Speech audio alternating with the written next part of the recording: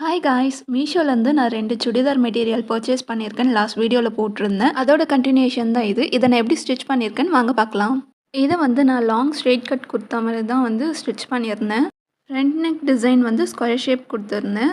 தென் back side நெக்கும் square shape தான் கொடுத்துருந்தேன். அதில் பேண்ட் கிளாத்தை பைப்பிங் கொடுத்துருந்தேன் மெரூன் கலரில். நெக்ஸ்ட்டு ஜிப் வச்சுருக்கேன். அப்புறம் நாட்ஸும் வச்சுருக்கேன்.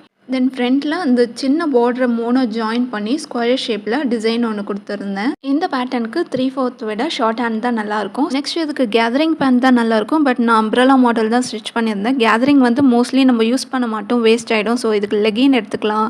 ப்ளஸ் இந்த பேண்ட்டை வேறு ட்ரெஸ்ஸோட பேர் பண்ணிக்கலாம்னு சொல்லி நான் இந்த மாதிரி ஸ்டிச் பண்ணியிருந்தேன்.